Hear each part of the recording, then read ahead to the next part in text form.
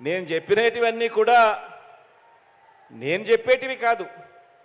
2014లో ఇదే చంద్రబాబు గారు ఇదే దత్తపుత్రుడు ఇద్దరు కలిసి వాళ్ళ ఫోటోలు పెట్టి సంతకాలు పెట్టి మేనిఫెస్టో అని చెప్పి ప్రతి ఇంటికి వచ్చి పంపిణీ చేసిన కార్యక్రమం వాళ్ళు చెప్పినటివి ఇవన్నీ. 2014 ఎన్నికల ముందు ఇచ్చిన ఈ వాగ్దానాల్లో 2014లో ఇచ్చిన ఈ వాగ్దానాలలో ఏ ఒక్క వాగ్దానమైనా కూడా ఈ బాబు ఈ దత్తపుత్రుడు అమలు చేశాడా అని అడుగుతా ఉన్నాను మిమ్మల్ని అందరినీ కూడా. నేను ఇలా రెండు చేతులు పైకెత్తాలి, ఇలా ఇలా ఇలా ఇలా ఇలా ఇలా ఇలా.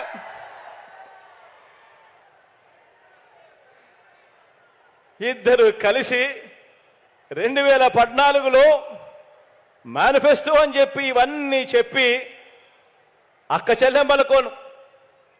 చెల్లెమ్మలు నమ్మిన అక్క చెల్లెమ్మల్ని నట్టేట ముంచి ఒక్క రూపాయి కూడా పొదుపు సంఘాల రుణాలను తీర్చకుండా చంద్రబాబు దత్తపుత్రుడు ఎగ్గొట్టారు. అక్క చెల్లెమ్మల్ని అప్పుల పాలు చేశారు. పైగా అప్పటిదాకా అమల్లో ఉన్న 0 వడ్డీ పథకాన్ని సైతం అక్టోబర్ 2016 నుంచి దాన్ని రద్దు చేశారు. బ్యాంకుల్లో పెట్టిన బంగారు బాబు విడిపిస్తాడని నమ్మి డబ్బు కట్టని వారి బంగారాన్ని ఆ అక్క చెల్లెమ్మల బంగారాన్ని బ్యాంకులు వేలం వేస్తూ ఉంటే ఇదే చంద్రబాబు నాయుడు గారు చోద్యం చూస్తూ నిలబడ్డాడు తప్ప ఆ అక్క చెల్లెమ్మలను ఆదుకోవాలి అని చెప్పి కనీసం మనసు కూడా కరగలేదు ఈ పెద్ద మనిషికి. గ్యాస్ సిలిండర్ల మీద సంవత్సరానికి 1200 సిలిండర్ల మీద నెలకు 100 రూపాయలు, సంవత్సరానికి 1200 రూపాయలు, 5 ఏళ్ళు కలిపి 6000 రూపాయలు. గ్యాస్ సిలిండర్ల మీద 6000 రూపాయలు సబ్సిడీ అన్న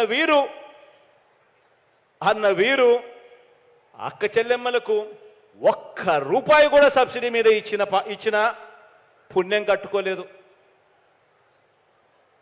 ఉమెన్ ప్రొటెక్షన్ ఫోర్సు ఏర్పాటు చేయకపోగా విజయవాడలో కాల్మనీ సెక్స్ రాకెట్ను వీరు జాయింట్ ప్రభుత్వం దుర్మార్గంగా నడిపించి అక్క చెల్లెమ్మల జీవితాలను చిన్నాభిన్నం చేసింది. ఆడబిడ్డ పుట్టిన వెంటనే 25,000 రూపాయలు డిపాజిట్ చేస్తా అన్న వీరు ఆడబిడ్డ పుట్టిన వెంటనే 25,000 రూపాయలు డిపాజిట్ చేస్తామన్న వీరు మీలో ఏ ఒక్కరికైనా లేదా మీకు తెలిసిన ఏ ఒక్కరికైనా